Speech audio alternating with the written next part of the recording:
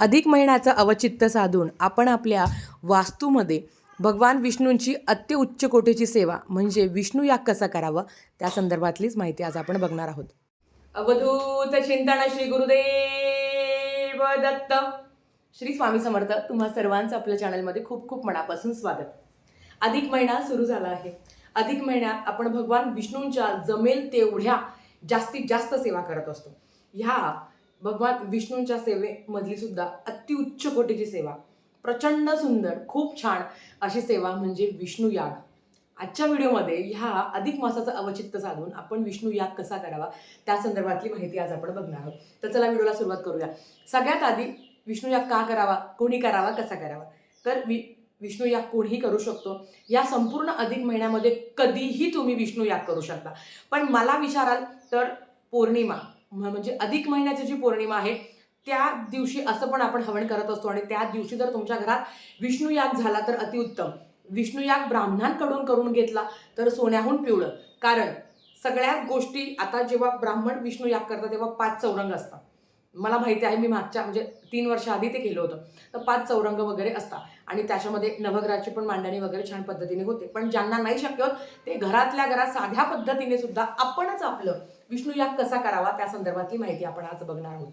तर आता हा कधी करावा, हा कोणीही करू शकतो आणि तुम्ही पौर्णिमेला केला तर अतिशय उत्तम. पण अगेन ताई आम्ही गावाला आहे, मग तुम्ही तुमच्या घरी जेव्हाही जाल तेव्हाही करू शकता. किंवा ताई आम्ही आमच्या माहेरी विष्णू याग करू शकतो का? तर हरकत नाही, तुम्ही तुमच्या माहेरी सुद्धा विष्णू याग करू शकता. खूप सुंदर अत्युच्च कोटीची सेवा आहे ही. आता विष्णू याग करत असताना काय नियम आहे? जेव्हा विष्णू याग ज्या दिवशी घरात होणार आहे त्या दिवशी ब्रह्मचर्याचं पालन करावं. त्या दिवशी घरातलं कोणीही मांसाहार खाणार नाही याची काळजी घ्यावी. हवन जेव्हा करणार असेल, कारण याग म्हटलं तर हवन येणारच. आता विष्णू याग का करावा ते पण सांगते. किंवा हवन जर तुम्ही करणार असेल तर जोडीने हवन केलं तर अतिशय उत्तम, किंवा दोघांपैकी एकानेही हवन केलं तरी चालेल. आता विष्णू याग का करावा?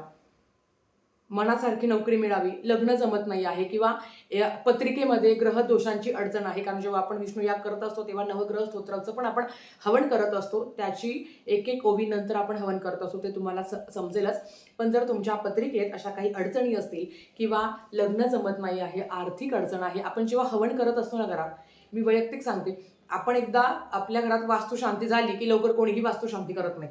पण जेव्हा घरात हवन, मंत्र, स्तोत्र, हवन केलं जातं ना, तेव्हा त्या हवनाने, त्या मंत्र उच्चाराने, त्या हवनाच्या धुराने घरातली कितीतरी प्रकारची निगेटिव्हिटी, नकारात्मकता कायमची निघून जाते. म्हणून खरं तर साध्या पद्धतीने आपण हवन केलं पाहिजे. आणि विष्णू याग अति उच्च कोटीची सेवा. भगवान श्री हरी विष्णू जगाचं पालन करतात, तर ते तुमचं माझं पालन का नाही करणार? त्या तुमच्या माझ्या इच्छा पूर्ण का नाही करणार? ते आपल्या अडचणी दूर का नाही करणार? तर नक्कीच आपल्या यथाशक्तीने हा याग करायचा आहे. गुरुजींकडनं करून घेतला तर अतिशय उत्तम, नाही तर आपणच आपला याग घरच्या घरी करावा. सगळ्यांनी एकत्र येऊन हा याग करावा आणि भगवान विष्णूंच्या चरणी ही सेवा रुजू करावी. तर चला पटकन आपण बघूया की नेमकी विष्णू याग कसा करायचा, साहित्य काय लागणार आहे, मांडणी कशी. विष्णू याग करण्याच्या आधी आपण जेव्हा मांडणी करणार आहोत तेव्हा आपल्याला संकल्प करायचा असतो. संकल्प करत असताना आपल्याला भगवान विष्णूंना प्रार्थना करायची आहे की तुमचे जे काही कार्य आहे, तुमच्या घरातील ज्या काही अडचणी आहेत, त्या कार्यासाठी, त्या अडचणीसाठी मी विष्णू याग करत आहोत. माझ्याकडनं तुम्ही ही सेवा पूर्ण करा आणि तुमच्या चरणी ही सेवा रुजू करून घ्या, अशी प्रार्थना करायची. हे बोलत असताना सगळ्यात आधी तुमचं नाव घ्यायचं, तुमच्या गोत्राचं नाव घ्यायचं, कुठल्या कार्यासाठी तुम्ही करत आहात हे बोलायचं आणि नंतर तुम्ही संकल्प सोडायचा असतो या पद्धतीने. तर आता आपण हा संकल्प सोडून घेतला आहे, प्रार्थना करावी आणि नंतर मग मी काही जी मांडणी सांगते आहे ते बघूया. सर्वप्रथम जिथे आपल्याला विष्णू याग करायचा आहे ती जागा स्वच्छ करावी. तुम्ही देवघरासमोरही करू शकता, पण मी मांडणी करून दाखवणार आहे आणि तुम्हीही मांडणी करावी. म्हणजेच देवघराच्या शेजारी जरी तुम्ही मांडणी केली तरी हरकत नाही. ती जी जागा आहे आपण जिथे मांडणी करणार आहोत ती जागा आपल्याला स्वच्छ करायची आहे. त्याच्याचबरोबर देवघरही स्वच्छ करायचं आहे, देवाची पूजा करायची आहे. आता ताई विष्णू याग कधी करू शकतो? तर विष्णू याग तुम्ही दिवसभरात कधीही करू शकता. आता ह्या सेवेला साधारणतः 1.5 ते पावणे 2 तास लागतात. तर तुम्ही ही सेवा कधीही करू शकता. आता मी सर्वप्रथम दिवा लावून घेते. कुठलीही सेवा करत असताना आपल्याला दीप प्रज्वलन करायचं आहे. आधी आपण दिव्याची पूजा करून घेऊया आणि मग आपण सेवेला सुरुवात करूया.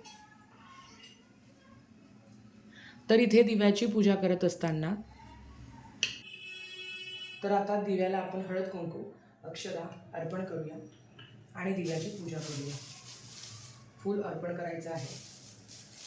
दीप प्रज्वलन करून झाल्यावर आपल्याला कलशही मांडायचा असतो. तर आता कलश कसा मांडायचा तो तुम्हाला माहिती आहे तरी सांगते. खाली एक तांदळाची रास टाकावी, त्याच्यावर तांब्या घ्यावा, त्याच्यामध्ये पाणी घ्यावं, हळद कुंकू अक्षदा अर्पण करावी, फूल अर्पण करावं, 1 रुपया आणि सुपारी अर्पण करावी म्हणजे याच्यामध्ये टाकावी. त्याच्यानंतर आपल्याला इथे नारळ घ्यायचा आहे. नारळाला शेंडावरती असावं, 5 विड्याची पानं घ्यायची आहे. आता मी इथे हे स्थापनच करून झालेलं आहे. आता आपल्याला या दिव्याला हा जो कलश आहे तर इथे आपल्याला 5ही दिशेला कुंकवाच्या रेषा काढून घ्यायच्या आहे या पद्धतीने आणि आपल्याला कलशाची पूजा करायची आहे.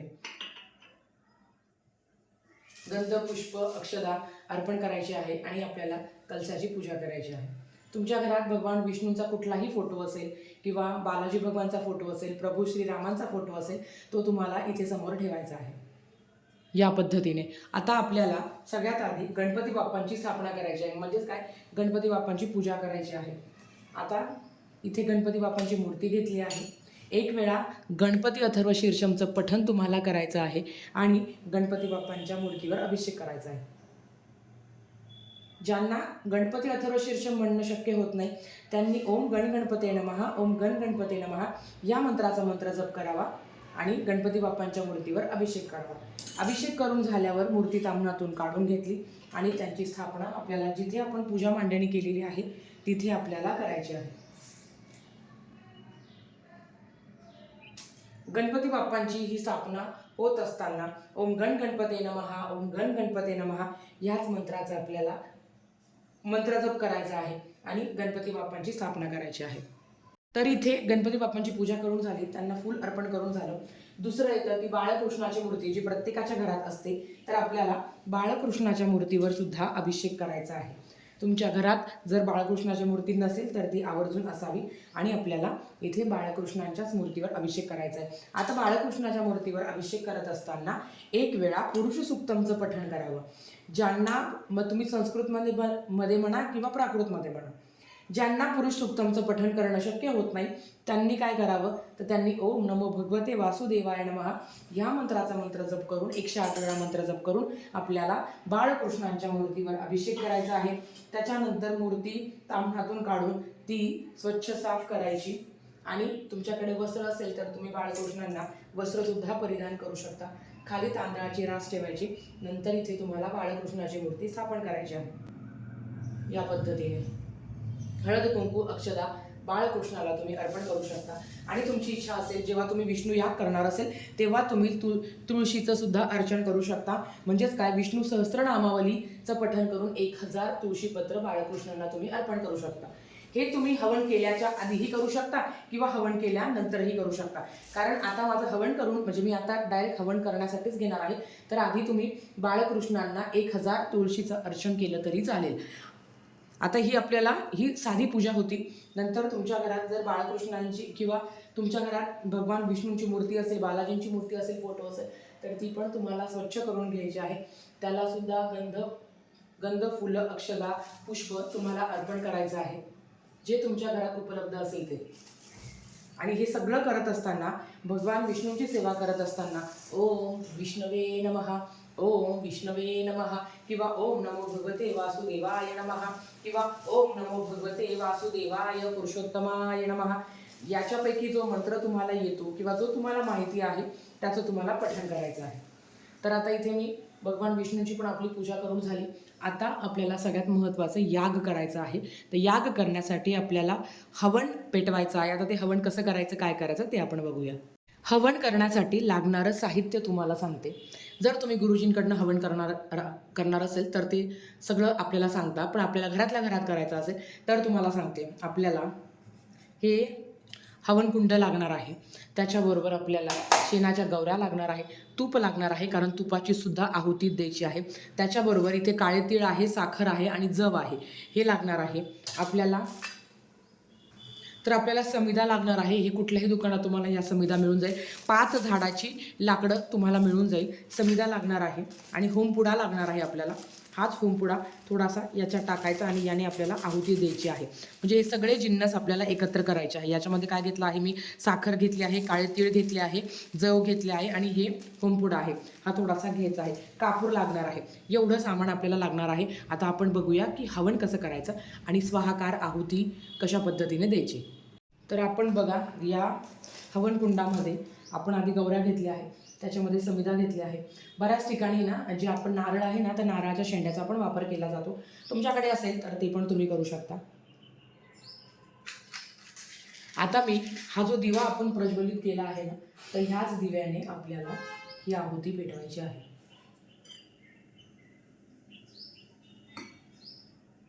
आणि हे सगळं करत असताना ओम विष्णवे नमः, ओम विष्णवे नमः, भगवान विष्णूंचं जेवढं जमेल तेवढं तुम्हाला नामस्मरण करायचं आहे. आता ही जी अग्नी आहे ही प्रज्वलित झालेली आहे. तर ह्या अग्नीला सुद्धा आपल्याला हळद कुंकू अक्षता अर्पण करायची आहे आणि फूल अर्पण करायचं आहे. आणि आता आपल्याला स्वाहाकाराला सुरुवात करायची आहे. सुरुवातीला आपल्याला तुपाची आहुती द्यायची आहे. तुपाची आहुती का बरं द्यायची, कारण जी अग्नी आहे ना ती व्यवस्थित प्रज्वलित होईल म्हणून. तर बघा, आता सुरुवातीला गणपती बाप्पांना आहुती द्यायची आहे आपल्याला. ओम गणपते नमः स्वाहा, ओम गणपते नमः स्वाहा, ओम गणपते नमः स्वाहा, ओम गणपते नमः स्वाहा, ओम गणपते नमः स्वाहा. 11 वेळा आपल्याला गणपती बाप्पांच्या मंत्रोच्चार करून 11 वेळा आपल्याला स्वाहाकार करायचा आहे. ओम गणपते नमः स्वाहा, ओम गणपते नमः स्वाहा. आता गणपती बाप्पांचा स्वाहाकार करून झाल्यावर दुसरी सेवा येते ती नवग्रह स्तोत्रची.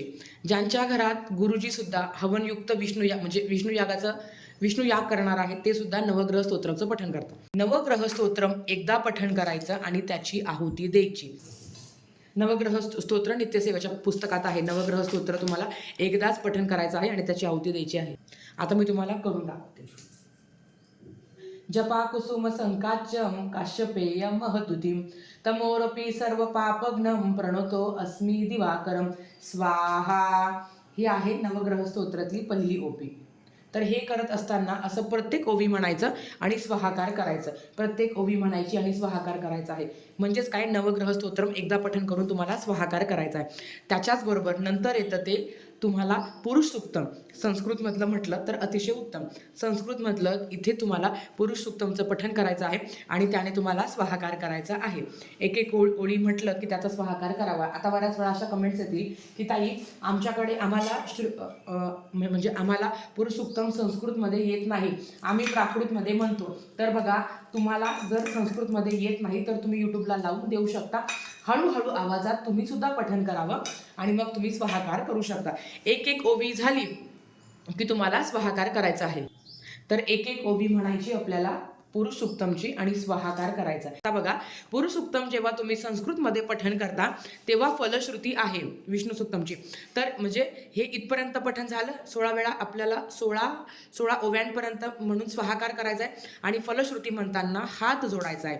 फलश्रुती म्हणताना स्वाहाकार करायचा नाही. या पद्धतीने समजलं असेल तर आता. आणि आपल्याला नवग्रह स्तोत्रम एकदाच पठण करायचं आहे, त्याचा स्वाहाकार करायचा आहे.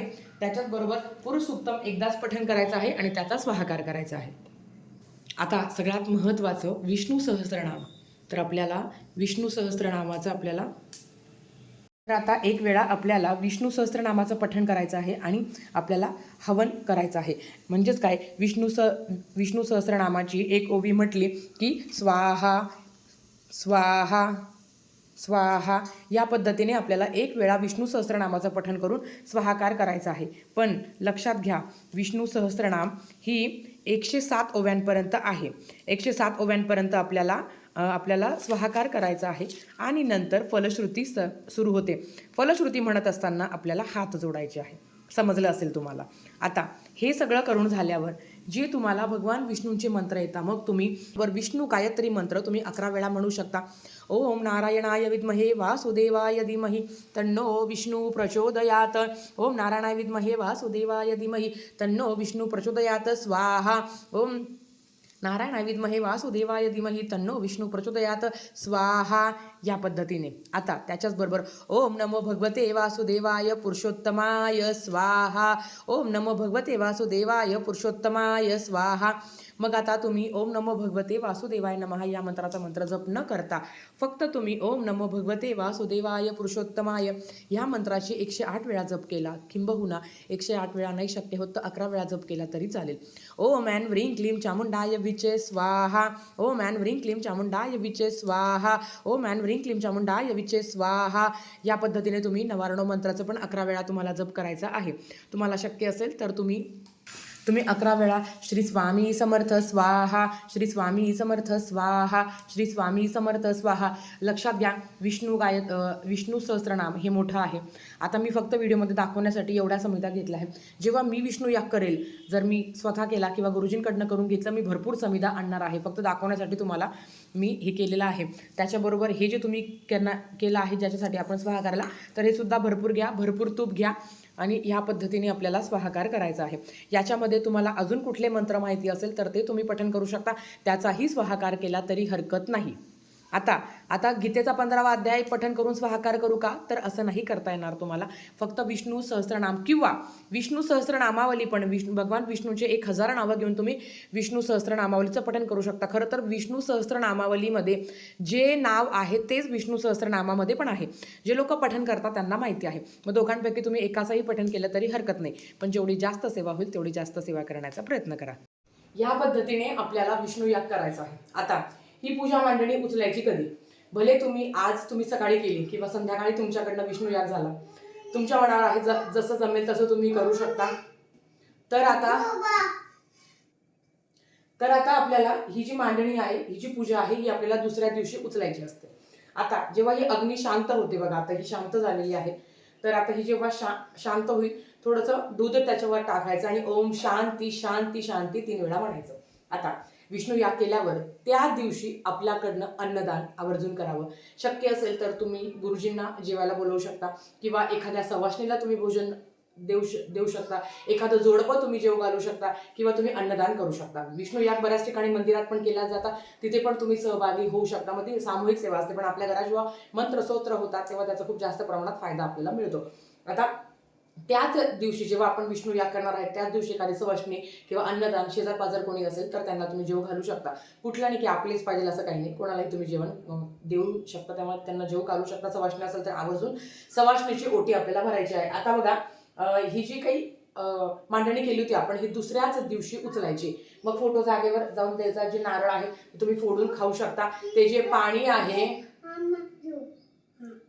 पाणी आहे तर ते तुम्ही कुठल्याही झाडाला अर्पण करू शकता. 1 रुपया सुपारी आहे ते तुम्ही तसंच ठेवू शकता, परत तुम्हाला ते कधी पण कामाला येईल.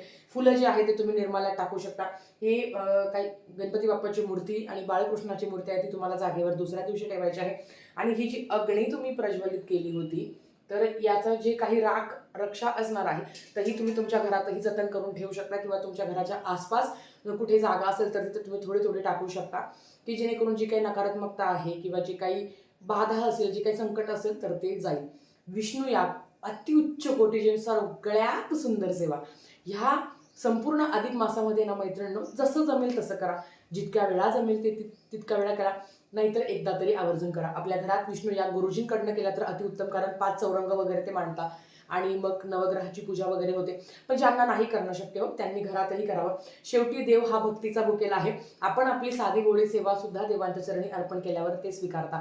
देवाला काय आवडतं तर देवाला आपणच आवडतो. नैवेद्य काय दाखवायचं तर तुम्ही कुठलाही गोड पदार्थाचा नैवेद्य दाखवू शकता, किंवा जे तुम्ही अन्नदान करणार आहे किंवा जे कोणी तुम्ही ज्यांना जेवायला बोलवणार आहे त्यांना जो नैवेद्य दाखवणार आहे तोच दाखवू शकता. आता खरं सांगायला गेलं तर पौर्णिमेला केलं तर अतिशय उत्तम, कारण म्हणजे काय म्हणता ना की बुवा धोंड्याच्या महिन्यातली अधिक महिन्यातली ती पौर्णिमा असणार आहे, त्याला अनन्यसाधारण महत्त्व असणार आहे. तर 90% किंवा 100% लोकांना मी ते सांगेल की तुम्ही पौर्णिमेला करा, पण काही कारणाने जर तुम्ही गावाला असेल तर मग तुम्ही नंतर केलं तरी हरकत नाही. या पद्धतीने आपल्याला विष्णू याग करायचा आहे. तर आजच्यासाठी फक्त इतकंच. झालेली सेवा स्वामींच्या चरणी मी रुजू करते आणि आजचा व्हिडिओ इथेच थांबवते. आवडला असेल तर लाईक शेअर सबस्क्राईब करा. भेटूया परत अशाच एका नवीन व्हिडिओसोबत. तोपर्यंत श्री स्वामी समर्थ.